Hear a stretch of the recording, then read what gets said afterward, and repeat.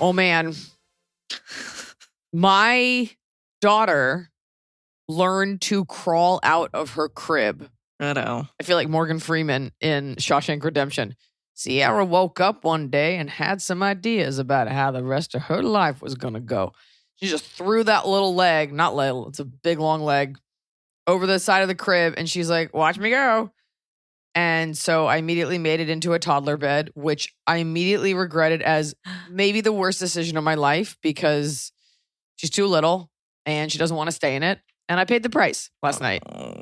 Where's she trying to go? Anywhere in particular? Anywhere. Just off. Anywhere that's inconvenient. And so you're sleeping and then the dog will growl because someone's in the house. And you look out and there's just this little girl in her matching pajamas holding all of her pillows and all of her blankets standing in the hallway. Oh. She likes to carry them around. And so you bring her back to the bed. And I get in the bed with her all the while thinking like, is this the wrong thing? Are these not, should you not get in the bed? Is that their space? She moves around so much. We have an adult-sized bed in her room from when the nanny lived here. So I'm like, well, I'll take her in that bed with me. We've never slept together. Thinking at least she's in her room. Yeah. And I will say this, like it was awful because every 5 minutes she's moving, she's kicking, her leg is flailing, she's talking, she's saying every word she knows. So all 6 of them. Daddy, mommy, nana, baby. And I'm like, go to sleep. And I do all the soothing things. And I say, good night, moon. And then I list all the family we're saying good night to, only to have her be like, baby. And you're like, oh my God. And so I put my arm over her to like get her to stop moving. And she wants to be up on me and near me. And it was the first time in my life, like, you know how you snuggle your animals or a loved one or like a life-size cutout of Catherine Zeta-Jones? You know what I'm talking about? She was like in my neck and she was just going, mommy, mommy. Like she just needed it. And I was like, oh my God, like that's the snuggle I've been trying to get from an animal my whole life. Mommy. And I was like, oh, like this is my arm's asleep. This is so special. But yeah, I am not in peak form this morning. No. Mommy. Is she now having a nice nap from her big night? No. She's the Energizer Bunny, or as I said on Jeopardy, the Duracell Rabbit. She is up. She's having her walk. She's just like, oh, I ruined your night. Sorry about that. Anyways, I'm small. Why is it that babies all know how to say baby? Is it like because you're telling them what they are? Is it because they have a toy? Yes. You're telling them. It's what they are. And you're always pointing out, that's another baby. This is a baby. At her swimming lessons, they have a little plastic baby. And she's like, baby. Well, that's putting it strong. Well, she's not swimming, but she's doing the work. Oh. But it is cute that like a baby, and I do think it's a thing we do to girls. I'm not saying like hold your baby. I'm saying like there's another baby. You know, I'm not like you should have a baby. You're just telling her where she ranks in the hierarchy of things. Exactly. There's the doggy and the baby. There's the mom. Everything I show her, I'm like the mommy and the baby. Everything's a mommy and a baby. I think it's very cute. Mommy and the baby. Mommy and a baby and a tianfu. The Chenier. Anyway, that was just the last 24 hours. So I also thought this week's episode would be me and my dad. And then on the podcast, he was like, it's a Father's Day episode. And I was like, okay, well, I guess we'll just say that and do one. Do you notice that when you scroll mindlessly through TikTok or Instagram, like your brain feels bad later? Yeah, I mean, my brain always feels kind of bad. I knew you were going to say that. There's a clear distinction between my mental health before, during, and after. Not even before, because there's always an after that's before. But that's during the thing. And then after. I don't have a baseline to compare it to because I'm always scrolling something. So I can't, it's not good. When I do it, it's not good. When I'm bored, it's like, oh, I've got nothing. I'll just keep scrolling. I feel just filled with trash. And it makes me dislike people because you have access to like the world's dumbest people. Ugh. And I gotta figure out a way to work on that. Cause I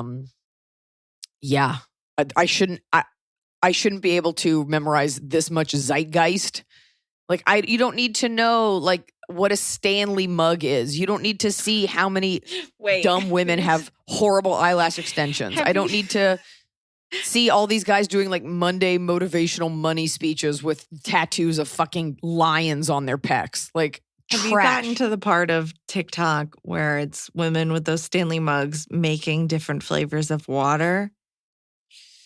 And it's just I know of them. Syrup they put in. They're like, this is my cotton candy water. And they pump in, they have like 8 gallons of water. They pump in like 50 squirts of this flavor syrup. They have a whole coffee bar of syrups. And something about it feels very much Mormon? Like an eating disorder and Mormon. And it just is and like, when I say Mormon, folks, it's because of all their soda shops, which I've talked about on here. So because go if you find don't that drink, episode. you gotta have something. Gotta have something. Sometimes you see these guys online that are like, I get up at 4:30, I do the first workout, then I eat 1 pound of protein, then I do my affirmation, then I go, and you're like, just have a beer or just have sex. Then I read then I like do all this weird shit. Then I do my fish workouts. And you're just like, just the things that people do because they don't have access to basic pleasures like a buzz or a female touch. You always see these guys on Instagram in like Dubai who have like white tigers on chains and like silver Audis. And I'm like, have fun at like your all male dance assembly. Like, you know what you really want is like fucking trans friendly Bud Light and a hot dog and some tits. I would love a Just hot saying. dog. And I would love a white tiger if it was safe, but it's not.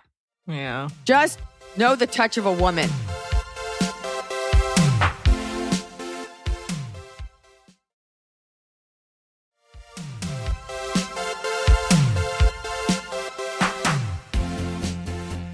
Anyway, firing on one cylinder today, but we have the answers to your questions and we're getting to them.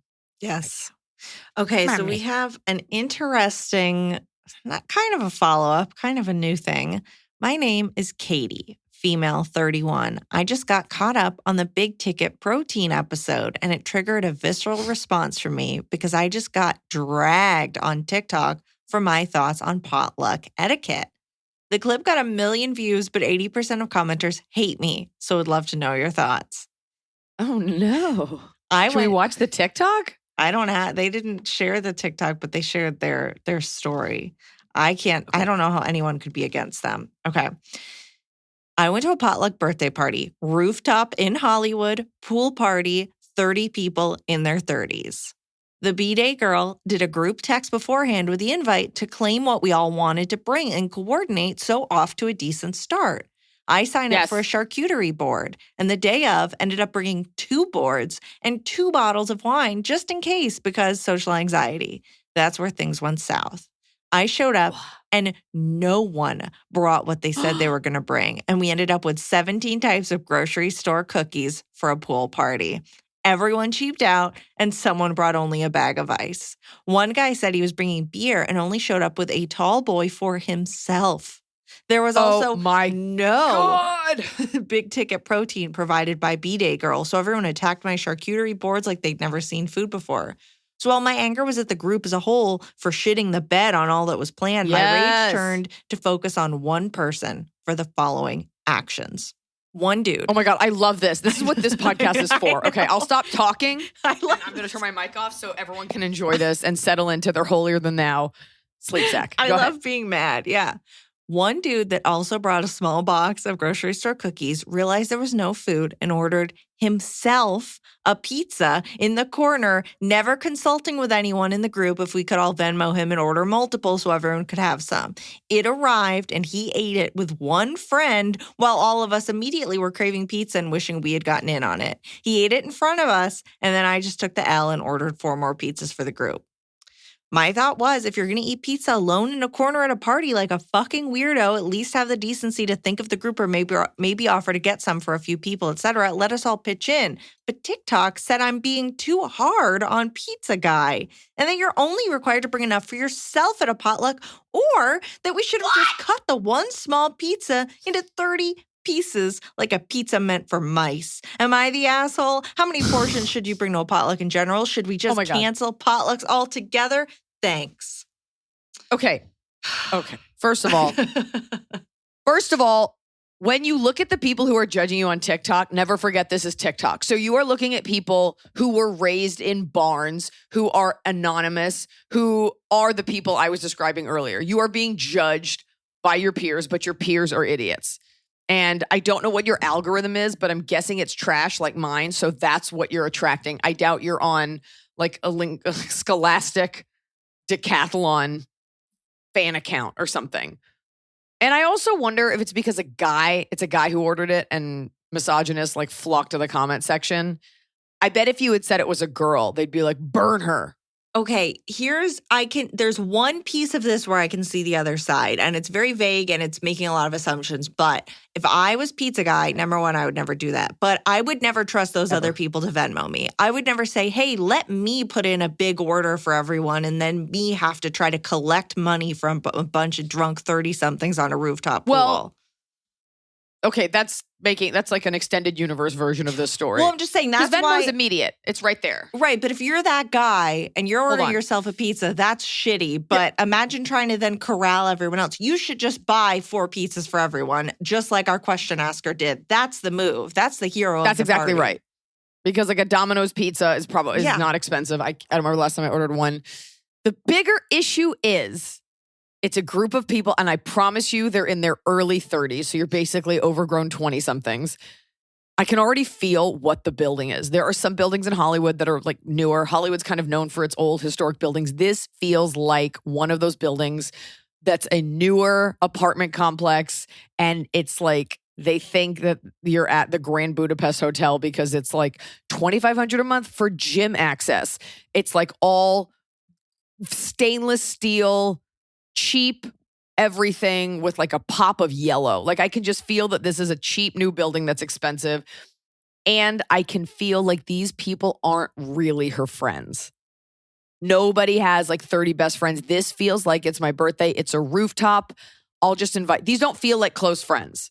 And this will be one of the last parties like this you attend. If you had a friend there, your friend would be also bringing good food because you're friends with them. Yeah. So consider your crowd, consider your jury, consider your peers who are judging you. They don't have. I'm the fact that people were mad at you for this, unless there's something I'm missing, is emblematic of what a shithole our country is and our society is. That people would get mad at you for this. That guy is trash. My friends have heard me rant about this so much that I've struck fear in all of them. Like I had one friend show up.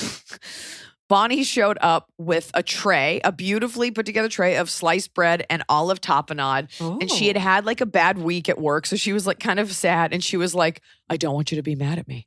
And I was like, Bonnie, I'm not going to be. She goes, it's just, I was going to make. Then she explained what she was going to make. She's like, but I couldn't. So this is store-bought. I was like, again, folks, I'm not a tyrant. Store-bought is fine. Just make it look nice. And a variety. Don't show up. We're too old. Okay? Don't show up. My parents were there, so the median age, so that those are two 68-year-olds, so that brings the average age up. Do not show up when we've purchased nice ingredients with a Trader Joe's thing with the sticker on it. I don't want to hear, like, what if they can't afford it? You can always afford a bottle of wine, a bag of ice, which, by the way, let's not understate the importance of ice. I'm okay Ice that guy someone is brought okay. that. Yeah. Ice guy's okay. You don't realize you need ice until you need the ice. You can always show up with a fresh loaf of bread. I have no idea how much that costs, but it can't be that much. This is the price you pay for being included. I don't expect, a 22-year-old kid to show up with a bottle of expensive champagne, but you can bring something. And everybody brings what they can. You can always home make something. You can always buy something nice. And if you have to buy something shitty, you can put it on a plate. In the text thread, all these people said they were bringing various good things. And then all of them last minute showed up with cookies. And that's the real problem. That is the real problem. And people will get offended at this. And this was a lesson that took me a very long time to learn. When I was in my 20s, like every woman, I was really into baking. And so I would have these parties and I would bake a cake and I would bake cookies and I would bake all of these things. And my friends would come and they were so sweet. And I was probably the only one that owned a condo. So it was great. But nobody would eat this stuff because when people are drinking liquor, they want salty and they want savory. And so I had one friend that made homemade cookies, which again is inexpensive and it shows that you cared. But they went relatively untouched simply because most people, they're drinking soju and vodka and wine. They don't want that. One friend did bring an olive oil cake that at the time I was like, I'm good. And then she was like, when you keep it, make sure you have it with your coffee. And I did. And it was life-changing. So get you an olive oil cake. There's a really frustrating thing about like we're having a potluck and then people say, what can I bring? What do you need? And it's like, I don't know. I don't think we need dessert, but like the answer is whatever brings you joy to make or bring. If your thing is a macaroni salad, you love making it. I'm not going to eat it, but that's great. We had one friend who was Russian. He dropped off a bunch of like super authentic Russian food. I think it's always fun when people show up with like like something random, like a magnum of orange wine or oysters or just unique things. Wasabi caviar. I know these things sound, my husband's a chef, so his friends do this kind of stuff. Anyways, Noah smoked a pork shoulder and the house smelled like Christmas the entire day. And it was outstanding. And we ate it with Korean fixings. It's called bosam. And I remember awesome. multiple spreads at parties I've been to at your house. I remember the potato tacos No made. I remember a really good charcuterie board. I remember sandwiches of some. What are the sandwiches that you also had at your wedding? I feel like you had them at maybe your Christmas party. Pastrami. It's as the host, you make a big ticket item and then people bring salads. My manager brought hot queso, which no one doesn't like. Right. And that was from a restaurant. Like it was a clutch move. That's a good call. It's about putting a little bit of thought into it and we had a friend one time bring horseradish vodka. And I was like, that's cool. Honestly, if you showed up with a pack of 20 tacos from Taco Bell that's like $10 or whatever, like people are going to be pumped. You just have to bring something, but you can't say you're going to bring something and then show up at grocery store cookies. Anyways, in conclusion, because I could talk about potlucks all day, these are not your friends anymore. I think you've outgrown them and you don't want to be stuck doing the heavy lift ever again. And those guys seem awful. Most men are not trained how to be in social situations. They probably didn't even respond to the text in the first place. But yeah, if you say you're going to bring something and people are counting on that, that's a great way for me to never talk to you again. Everyone's going to if your hair's on remember. fire. Our question asker number 1 showed up with 2 charcuterie boards, 2 bottles of wine, and then ordered 4 pizzas for the group. Everybody's going to remember you. What's going on here? Why did you... No, they're not. They're going to be like, that's cool that there was food there. I deserve this. Get new friends. This is LA. You're in your early 30s. These people are all going to soon disperse from your life. They'll get married or they'll move home or they'll do whatever. You're too good for these people. Yeah. Unless you felt guilty about something. Who'd you sleep with? Mommy. Hi, everyone. Big fan. Think you're all great, etc. Let's get into it. Kick it. I, 34, female, broke up with my girlfriend of 4 years, 39, female, in November. The situation I'm asking out wasn't the straw that broke the camel's back, but it certainly didn't lighten the load. My birthday is in October. I am notoriously difficult to buy gifts for. I'm a very practical person, don't enjoy being gifted frivolous things that'll just sit around in drawers for years, don't enjoy the typical or traditional girly gifts like beauty products, candles, flowers, etc. I'd much rather have a gift card or tickets to an experience as a gift. My ex always gave me a hard time for this, saying birthdays, V-Day, anniversaries, and Christmas were hard for her as she never knew what to get for me. So she would ask me to tell her exactly what I want. You'd think after 4 years together, 2.5 living together, she'd know me a little better than that, but there we were. Usually I wouldn't be able to tell her anything I wanted because I genuinely don't want or need anything. However, last summer, I'd seen a couple of clips of a new London West End musical that I liked the look of. So that birthday, I've been dropping hints that I wanted tickets. We lived in Kent, UK, so around 45 minutes on the train into London, which we did regularly for events or celebrations, and we'd often bought each other tickets as gifts in the past. She bought my tickets to your London show for our first Xmas together. Get back with her so she can buy them for the next show in December. When she asked what I wanted for my birthday, I was happy to finally be able to answer that question and said the musical tickets were all I wanted. She often complained about not having much disposable income, so I checked, and the tickets started at less than £40. And I told her that was all I wanted. She didn't need to get me anything else. She said she also liked the look of it and was happy I told her something I actually wanted, and I excitedly waited to find out if she'd buy the tickets in advance so we could see the show on my birthday, or if she'd gift the tickets on my birthday for a later date. My birthday came and went with no tickets and no mention of the tickets. She'd bought me a few other gifts, a new coat, a scarf, and some other bits I forget now. I don't want to be ungrateful for what she'd bought me, so I didn't ask why no tickets. A couple of weeks later, and she starts complaining she doesn't know what to buy me for Christmas and wishes I would tell her exactly what I want to make it easier for her. I said something to the effect of, I told you that I wanted for my birthday and you didn't get it, so what's the point of me telling you what I want for Christmas? Ooh. She asked what, and I reminded her of the tickets. She replied with, there's a reason I couldn't get the tickets, bitch. Period, bitch, not comma. Period, Jesus. bitch. I was so taken aback by the bitch, I turned back to what I was doing, washing the dishes, and just let it drift in the air. I felt justified in pointing that out. I wouldn't have said anything as I didn't want to seem ungrateful, but I was insulted and she was accusing me of being difficult. When the one time I did tell her, she didn't use the information. I was also a little hurt she hadn't acknowledged that with me. A simple, I know you wanted those tickets, sorry I couldn't get them, would have gone a long way. I was also annoyed she hadn't had the thought that because she couldn't get me tickets for my birthday, she could get them for Christmas. I did later. Oh my God. I did. No. Cut later. to the end. Come on. People are driving their cars off the road on the correct side. But this is important. This person is giving info that we're going to ask in a second. I did All right. later go Cheerio. back onto the theater website to see if I had missed something obvious as to why she couldn't get the tickets and was being unfair in expecting them. They were available with shows planned for several months, so plenty of flexibility on dates and still the same price. She had spent more on the gifts she'd bought me than she would have on tickets for the two of us. Okay. Right. I never brought it up with her again. I didn't feel safe expressing my feelings or hurt to her, as in my experience, she didn't listen to me and would turn around and play the victim. We broke up a couple of weeks later. I've been going to therapy on and off for a few years and it started again in September. Since the breakup, my therapist helped me understand my ex's behavior and why they triggered past traumas from my childhood. So I understand why I got upset about some situation more than others might have and have been able to move past some experiences. But this one still pops into my head every now and then, and I can't work out if I was a bitch for pointing out that she hadn't bought me what I asked. Love you guys and everything you do. Sarah. P.S. I have since bought tickets to see the show with my mom and sister in July. They live about 3 hours away, so we're making a weekend of it and having dinner in London before the show. You're like, no luck in getting my ex to Venmo me since this was the gift I wanted.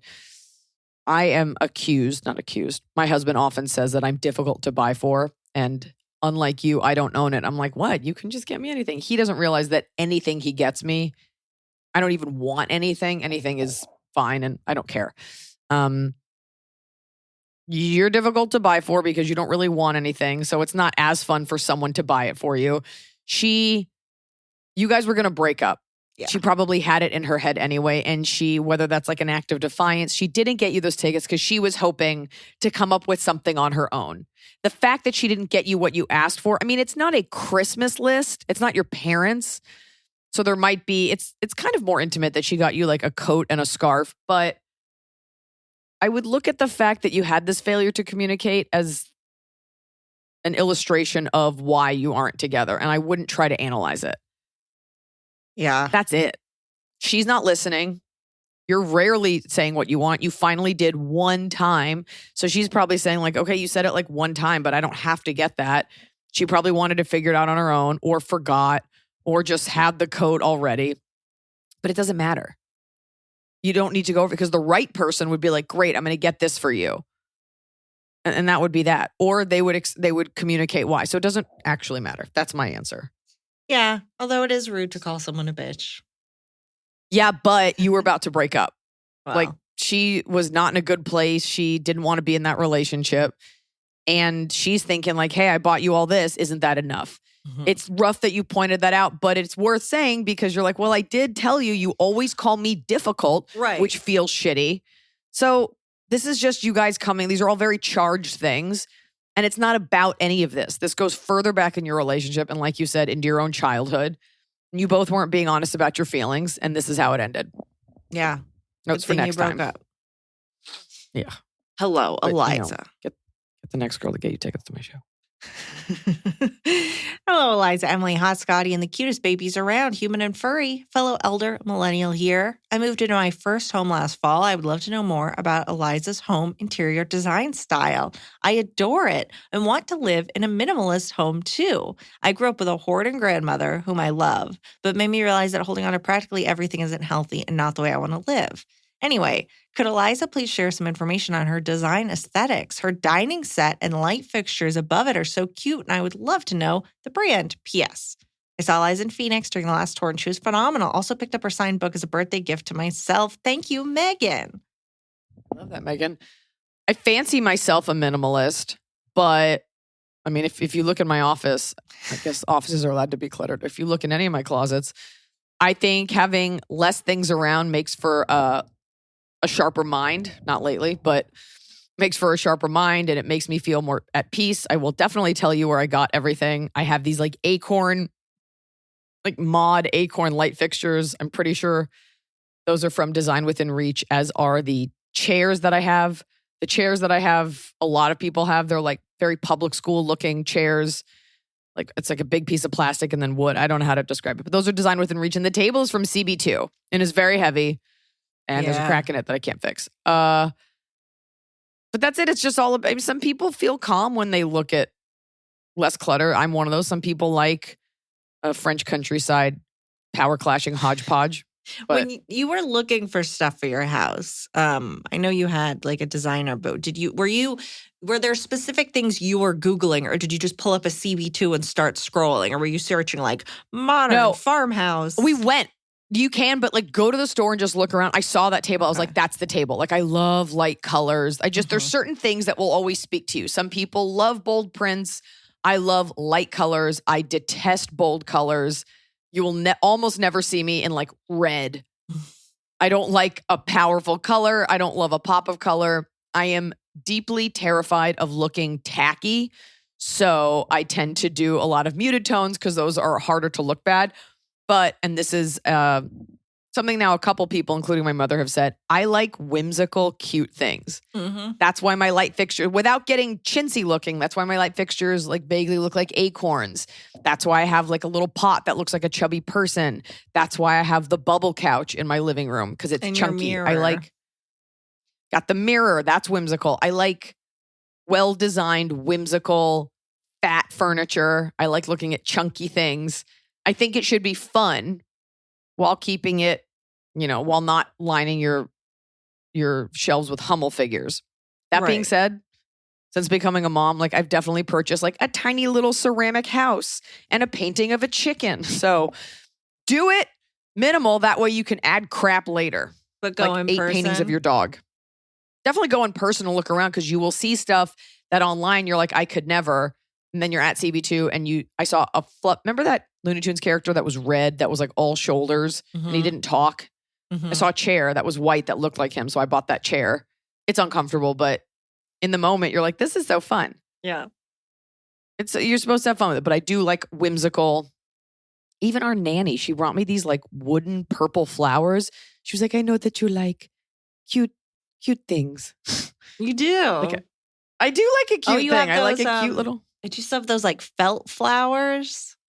Yeah, I have these wool flowers that I get Wool. in Maine that are like made by women in Nepal, but it's a bouquet that never dies, and I have them. I think people don't like them. I don't know. So I've had the sexy house. I've had the house that's all glass, all metal, all cocaine, So much 3 stories glass. high. That house was sick though. It was so much glass. So much glass. Like I had the time to be like the sexy newlywed like partiers, and now it's time for chubby furniture and a cozy dog bed. Let's settle in.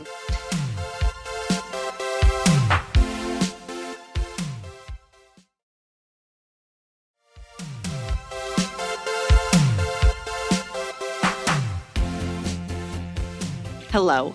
Been listening to the pod since its inception and have never missed an episode. I've written in a few times about my sister's horrendous, now ex-boyfriend. My last question answered was whether or not I should get him a Christmas gift. Anyway. Oh, yes. Oh, you're back for seconds. And some people haven't even had firsts. Okay. Anyway, he finally broke up with her. He said he loves my sister but can't stand her 6-year-old daughter, who is an angel and not difficult at all, FYI, and doesn't want to be a stepdad to her, despite him being extremely verbally and we all suspect physically abusive. My sister is still devastated over this complete narcissist leaving her. She's a total shell of a person now, so brainwashed and left with zero savings because she financially supported him until he got a job.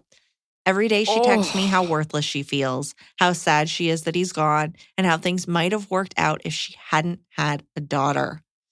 I want to be the best sister I can be, so I've been spending more time with her, responding with encouraging texts, etc., but is honestly draining. She is in therapy, but really only has me and one other friend outside of that.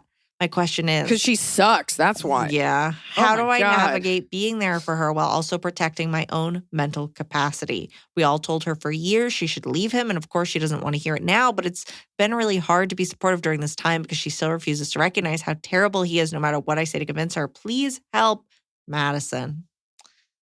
This is really tough. Do you want me to respond and you can just give your sister one of your AirPods so you can both listen to this? First of all, your sister is upside down right now.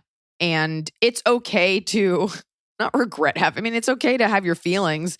And it's okay to think your kids are difficult. But this happens a lot where the kid takes a backseat because the woman loves the man. You see this all the time with like men molesting stepchildren and the mom just looks the other way. She's got to get her priorities straight. And I think the time has passed for you to be like, hey, you're really great. She's not going to stop being your sister. I might be a little too into like the tough love conversation, but I do think my friends come to me for this now. You can only do what you can do. And then she's got to live her life. I'm sure you're worried about that little girl. I would offer more support to the little girl while mommy goes through a tough time because that little girl didn't do anything. But you need to have that come to Jesus with her. And maybe you bring the other friend and your mom.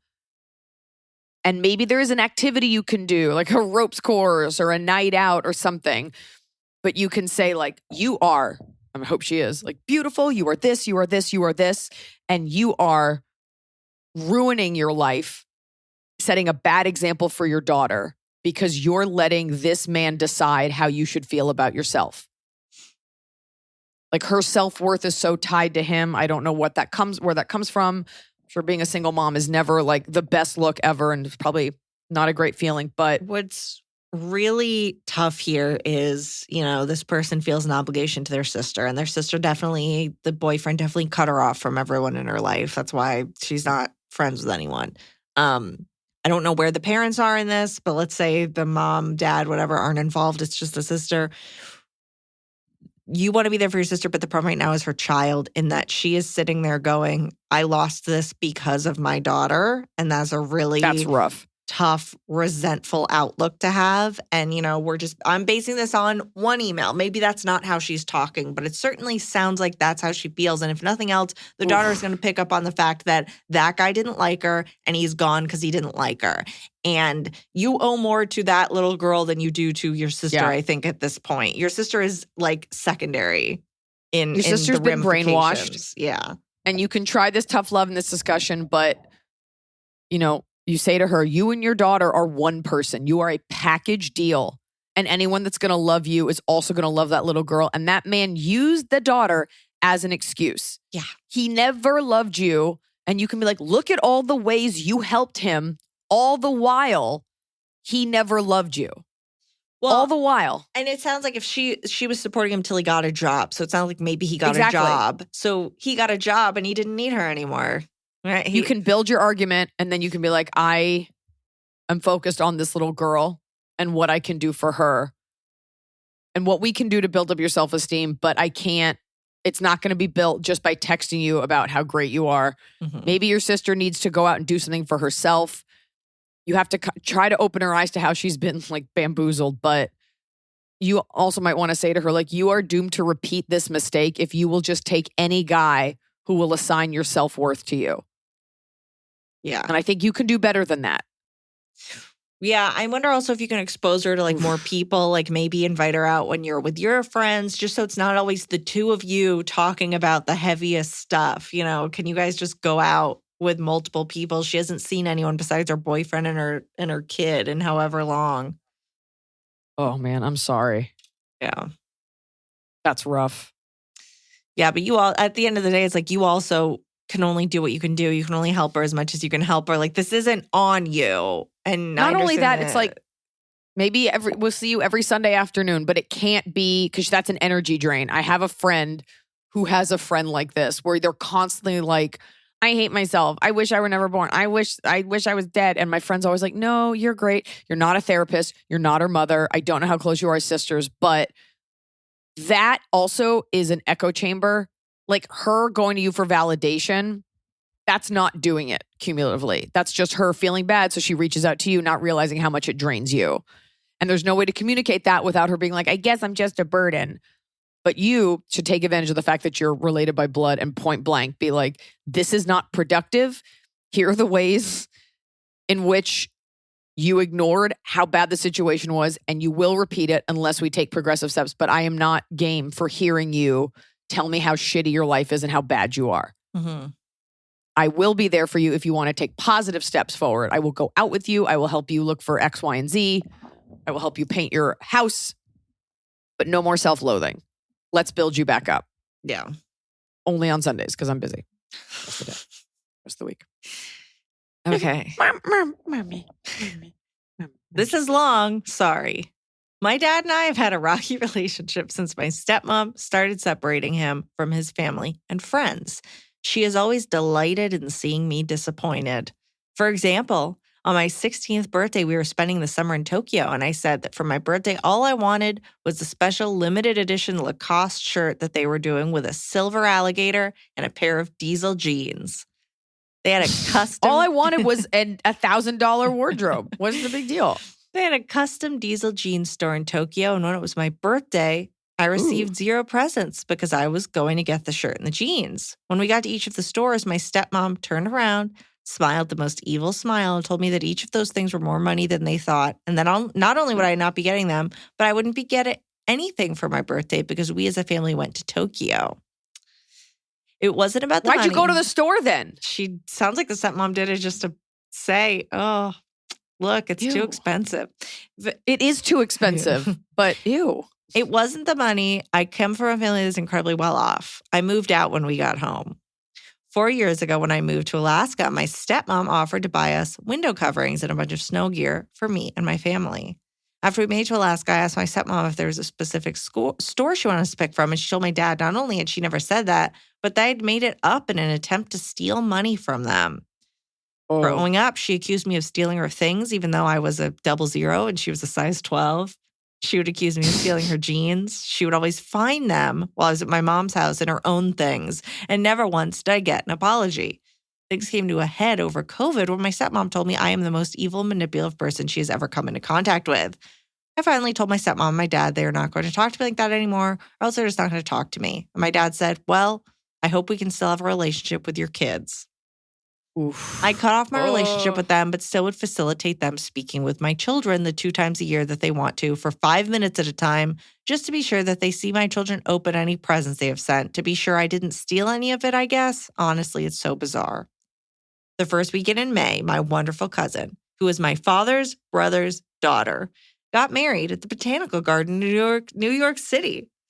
Though my father and I have not spoken, when he was visiting my sister, he told her how excited he was to spend time with me, and this could be the reset our relationship needed. Oh. The wedding welcome drink, my father stayed on the other side of the room with my stepmom. Finally, after 2 hours and a few drinks, I decided I would go say hello. I walked over and they both gave me hugs while we were speaking with another aunt and uncle. Eventually, they wandered off while I was speaking, and that was the last time we interacted that night. The next evening at the wedding, we all took the bus that they provided from the hotel to the venue.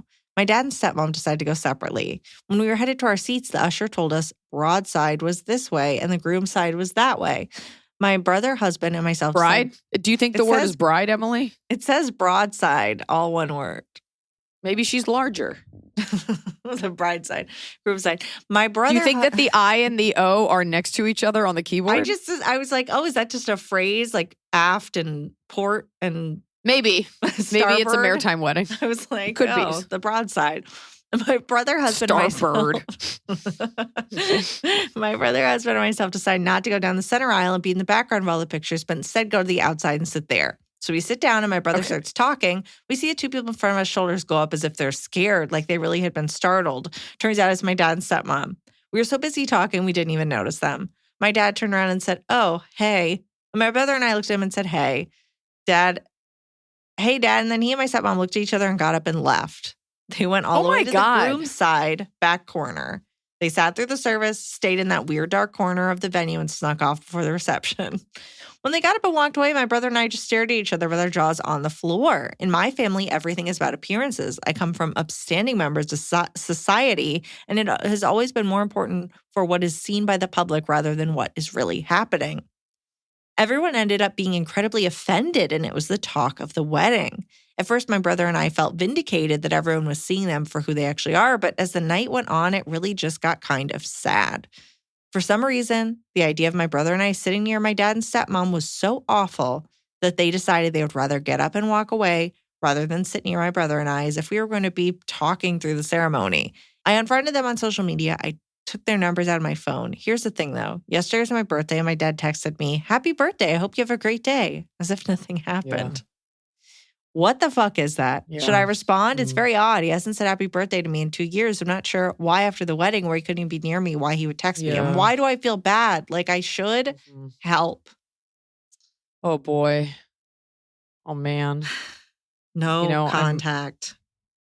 I'm always reticent to be like, it's blame the stepmom, because women always get blamed for men's actions, right? Mm-hmm. Noah always talks about how it's always, oh, like Kendall Jenner dated Devin Booker, and that's why he messed up a game. It's always this woman ruined this male athlete. No one's ever like, LeBron James is excellent because he has an incredible wife helping him out. We never get the good side of it. However, in this case, and I've definitely come across this, the stepmom is jealous.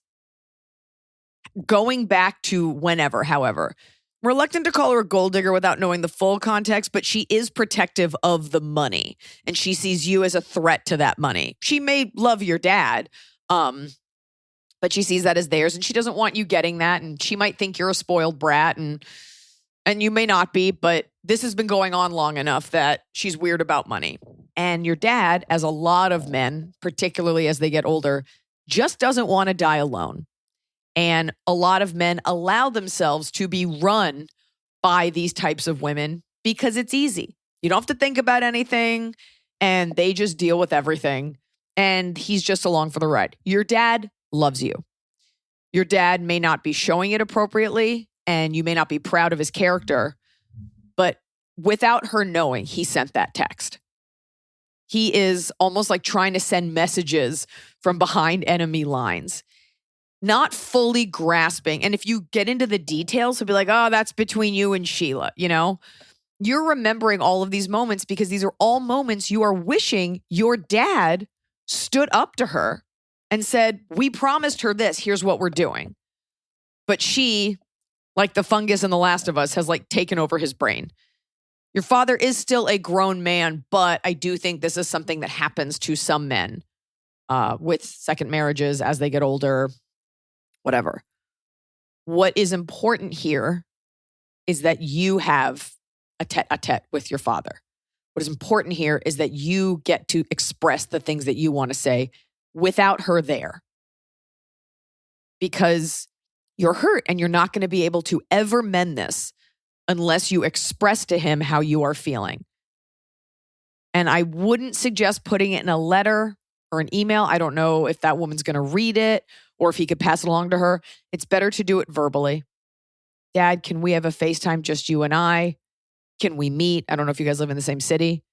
And you say to him, "I don't feel that I've ever done anything wrong. If I have, I would really, really like to know." Like, put it on him to cite those examples. And when he isn't able to, you say to him, "I was looking forward to seeing you at the wedding, and I was so hurt that you guys wouldn't even talk to us." And he'll say, "No, you're being dramatic. We did talk to you." He's embarrassed right now, probably at his behavior. And when men get embarrassed, they do very weird things. And one of them is completely clam up. But the fact that he's reaching out to say happy birthday is him doing his best in his weird dad way to be like, hey, still thinking of you. You owe it to yourself to express everything, how you're feeling. If you want to write in a letter, at least that way we all have it out in the open. Like, here are the things that were done. Try not to get too pedantic about it. I know for this podcast you did it in context, but nobody wants to get bogged down with details. You could even make it less about the stepmom and more about like, I want a relationship with you and I don't want anything to stand in the way of that. Right. It wasn't just the stepmom that got up and moved. It was her dad who got up and moved away from her when she sat near him. That's crazy. And you can ask him, be like, say, why did you do that? And his answer will be either I don't know, because he doesn't, or, well, she said that we should move. And then you can say, you can ask him, like, have I ever done anything to you or to her for you guys to treat me like this? Like, this hurts so much. You have to be vulnerable in putting it out there. First of all, you will feel better. Your mental load will be lightened because you have said everything. You're not just stuffing it away in various corners of your mind. And it's all out there. The truth will set you free. But if he doesn't have an answer for you or he doesn't have an answer that's sufficient, your mental load can also be lightened by going no contact with him and just being like, if you don't like me, like, I'm not going to sit here. He wants to say, she said that they're very concerned about looks. If he wants to sit there and say, oh, I talk to my daughter every year on her birthday, just so he can say it, you'll be able to sense that. And that's not the relationship you want. Yeah, but he could also say it and not talk to you. And if you're concerned about looks, just know that the whole wedding was talking about how weird that was. Yeah. Yeah. This is not about who did what, who bought who what. This is not about anything other than you coming to a place where you can feel better. Yeah. And we all, it doesn't sound like your dad is abusive or a bad person. He just sounds like he's a guy who's getting older, easily manipulated. You need to be heard so that you can either forge a path or be okay with no contact. Right. Not this like weird band-aid of no contact, passive aggressive behavior, but then he like still reaches out to you, because that's not no contact. That's him dictating when you will be contacted, and it wrecks your day. Mm-hmm. You need to get to a place where it doesn't floor you emotionally. Yeah. I'm really sorry. That's awful. Yeah. It's just so obvious. Yeah. If you really want to get things going, you could have them both on Skype and just be like, have I ever done it? Like, let her spin. But I don't think you want to do that. No. And even if it comes out that she is a liar, your dad knows this stuff, by the way. He's just letting girls do the girl thing. Like, your stepmom created this friction. Maybe you have been difficult. Who knows? Maybe you did ask for stuff and it is enough, and maybe you do have who knows? Who knows why she views you that way? But you're almost not even interested, because what you want is a relationship with your dad. Mm-hmm. She's just going to have to deal with it. Mm-hmm. Hi, Iliza and Emily. I've listened to every AIA episode and have become a learned student of the tenets of Iliza. And I'm usually able to use her teachings to navigate situations on my own. But I'm finally cashing in my AIA question voucher for this difficult situation. I am a 33-year-old female law librarian at a large firm. Last year, I became friends with a 49-year-old female attorney in my office who was moving to my neighborhood in downtown San Francisco and also goes to the same Barry's boot camp studio I go to. I was excited to have a new friend in my neighborhood, and we started walking to Barry's together. Neither of us has a car every Saturday morning to take classes with our mutual favorite instructor. However, she, the attorney, soon became extremely clingy, texting me at all hours, constantly wanting to make plans, and meanwhile being extremely toxic, negative, and egocentric. Every word out of her mouth is a complaint about something in her life or at work, and she has no concept of allowing other people to be the subject or choose the subject of conversation. She spends the entire walk to/from Barry's complaining about Barry's and other things that victimize her, and it frankly ruins the experience for me because I love my Saturday Barry's classes and the specific instructor and time slot I go to. This feels like an ad for Barry's boot camp. I stopped responding to her texts a while back, started going to a new 7 a.m. time slot with our favorite instructor because I knew it would be too early for her, and I thought she got the hint. However, she has recently barged back into my life, offering to give me her expensive Barry's credits so we can go together, and saying she can now make it to the 7 a.m. class. Given the hierarchy, no! bad enough you were going to Barry's boot camp. It's 7 a.m. Bad enough you're doing deadlifts and lunges on a Saturday morning early. Oh, no. Given the hierarchy in law offices, I don't want to create any tension with her, but I am not interested in any kind of personal relationship with her. I enjoy my Saturday AM class and shouldn't have to change when or where I go to Barry's just to avoid her toxicity. I also don't want to lie or ghost her again to avoid walking with her. Her building is on my way to Barry's, so there's no way to avoid her otherwise, i.e. any other route wouldn't make sense. And anyway, she always texts beforehand to coordinate meeting up. I should also mention she is good friends with my boss and is an absolute snake. So I'm worried she will sabotage me if I really ruffle her feathers. She is single and doesn't really have any other friends in San Francisco, hence why she's clinging to me. How do I get this person out of my personal life and away from my precious workout time without causing issues at work or hurting my reputation? Thanks, Courtney. And a little extra context. Historically, I respond in a friendly, vaguely supportive way to all of her whining because there's no way to reason with her, or I just say nothing.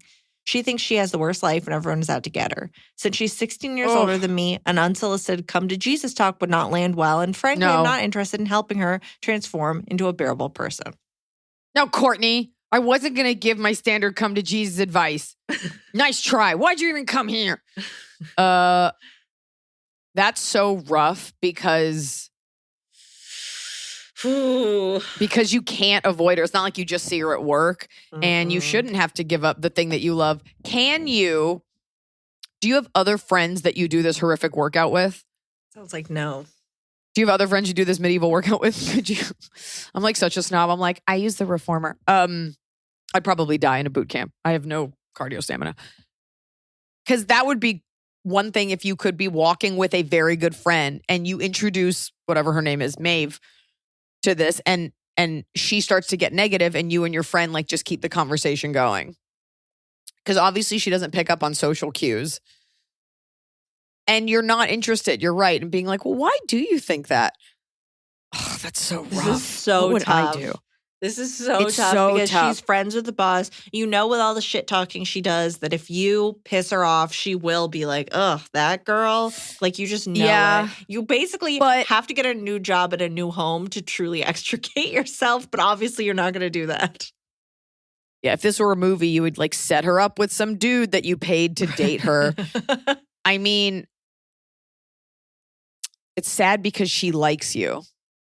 Like you might be her only friend. Or you tolerate her and that you're the only one. Yeah, either get another friend to go with you or just kiss your morning routine goodbye.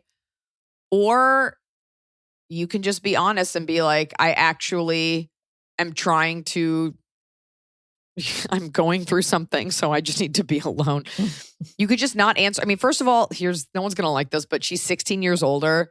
So you can always be like, I didn't see the text. New phone. Who dis? God, I'm really trying to think about what I would do. I know this is the most in LA, I've ever felt. That's a tough one because usually when someone is bothering me and I don't want to make a plan, I just don't write back. A behavior I've learned from other shitty people. Didn't see it, didn't write back. It's tough because I'm like validating how shitty this is because you already have this pattern. So she can't be like, what do you mean you didn't see it? You can say, I feel like I need to ask a boy's opinion. Can you get because really as a girl, into I'm like, how can I lie?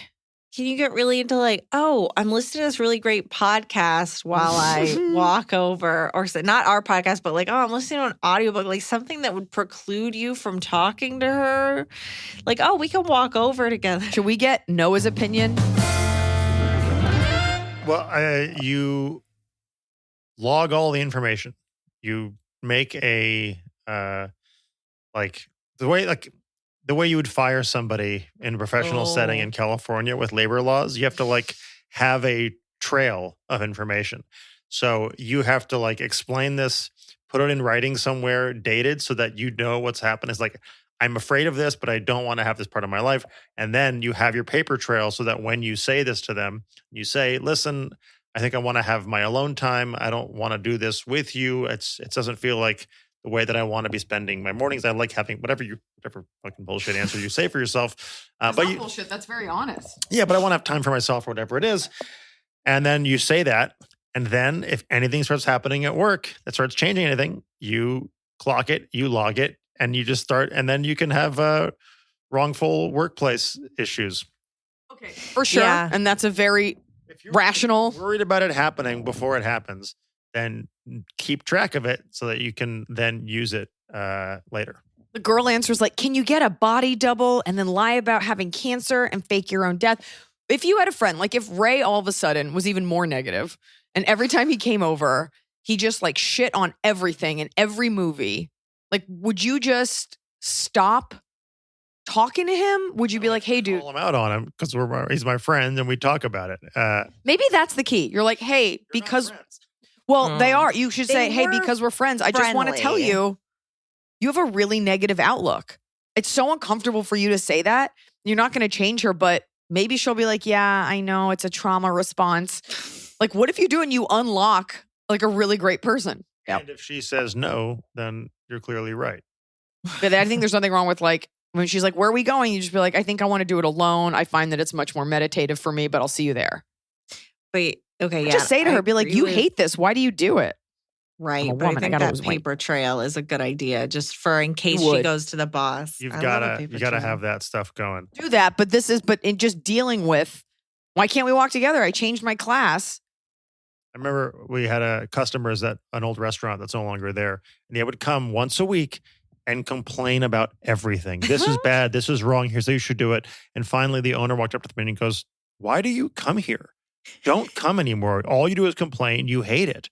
And they went, what do you mean? We love this restaurant. Like that's like that. My parents. Yeah, you're the person that they can complain to all day and they love doing it. But if they knew that it made you miserable, maybe. That's what she likes about it. Also, fake your own death and move away. Here you go. Fake your own death. Live hard. I definitely think there is something to stopping, because this is probably the way she is. And I love complaining. I mean, this whole podcast is based on like cringing at negative things, but because it's fun. And if someone said, you could just say to her, you complain about it a lot. If you don't like it, don't go. Some people, this is just their mode. I call myself out on it a lot. I'm like, wow, you always have something negative. And I try to make it funny, but it comes from a weird place, perhaps of not knowing how to relate to someone. But you're not interested in being friends with her anyway. Yeah. Take from all of this what you will, but definitely do the paper trail thing, because what you're most worried about is your job. Paper just trail, keep deflecting. Paper trail, honesty. Honesty doesn't work. Then you start paper trail, and then you say, oh, you're negative. Why? Da-da-da. And then if that doesn't work and she just continues to be a jerk, that's when you're like, okay, we're done. And then if she gets you in trouble, you've got your paper trail. And do the LA deflect. Sorry, I didn't see the text. How come you're at this class? I thought you were going to the earlier one. Yeah, last minute plans. Like, you're busy. Yeah. You're busy and you're flaky. Yeah. You'd be like, I was sorry. I was so busy being young. Oh, my phone died, even though I'm texting you on it. Top of the cob. I beat you to it. It's the top of the cob. You're doing it right every day. You just take a bite. Top of the cob. I'll start with my bottom of the cob. Okay. My bottom of the cob is in trying to soothe my daughter to sleep. Last night, I shut the door to her room and I'm in there with her, and I was a horrible night's sleep, in and out of sleep, whatever. The dog always sleeps with me. Any room I go to, the dog goes with me. I walked out this morning of the bedroom, and at the door was a little toy, like a little stuffed shrimp, meaning Tianfu had been at the door, probably crying, and I never heard it. And she just left her, like, I just see a little stuffed shrimp. She was just like, oh, well, I guess my mom doesn't like me. Like, leaving a little, like she was here. It broke my heart. That's so awful. Mm-hmm. Oh, God. Okay. Our fan bottom of the cob is really good. I have a bottom of the cob. When you're trying to send an email or note to yourself about someone and you actually send it to that person instead. One of my clients sent me an email saying, tell Jesse to, and then there was a very fast reply saying, sorry. Thankfully, it was nothing awkward, but I felt it in my bones then and feel cold typing it again. I've done this before and it feels so bad. Jesse in Portland, I've got a front row seat for November. That feeling Schnitzer. of thinking that you've Schnitzer ticket. messaged someone or knowing that you have is so horrible. That bone-chilling feeling is awful. Yeah. Yep. You can feel your bowels voiding themselves. Yeah.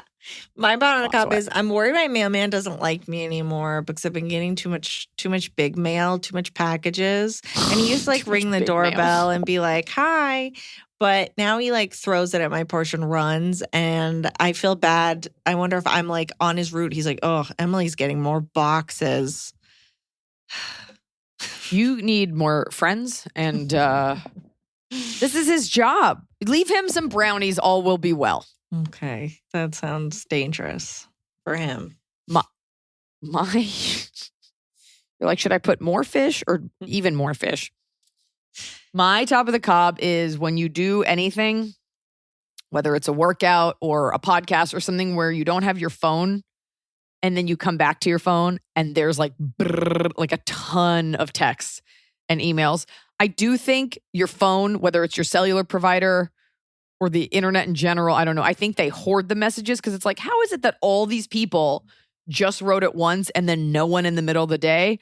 But I also think everyone has coffee and takes a dump at the same time. But I just looked at my phone and I have like 15 texts and I was like, great, I have a purpose for the next 5 minutes. That is I love weird. it. I love it. They will come in at the same time. I do think sometimes it'll get like caught up in the clouds because In the then you'll webs. get like Yep. texts from two very disparate people and you're like, you did not text me at the same time. Yeah, something's going on. Our fan top of the cob. Hi, friends. My top of the cob is my ability to use my talent for good. I'm an esthetician, and one of my regular clients who was going through a tough time after having twins came in for a facial, her first form of self-care since they were born, and I gave it to her for free. She cried, I cried, feeling very Aw. grateful at the moment. Katie. It's very nice. That's incredible. That's a big service to give away for free. Very nice. My top of the cob is, I love looking at little furniture, little doll furniture, and little toddler furniture and wondering, can I buy this for my cats? Can they sit here? Ever since I got that toddler recliner, I had a hankering. I'm having a toddler couch delivered today, and that's what I'm worried about. It's coming from Amazon, and I'm scared if my mailman is the one that delivers it, he's going to be double mad at me.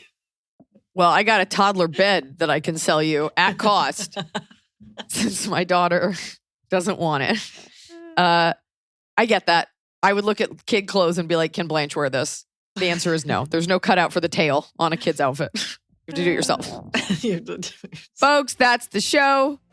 I'm not going to remind you to leave a review, but I will remind you to buy tickets to come see me stateside at the Hard Feelings Tour. We've got some hot merch coming out, and come see me in Europe. Also, if you are in Tokyo, to the 6 of you listening, get your tickets to see me at Yamano Hall this July.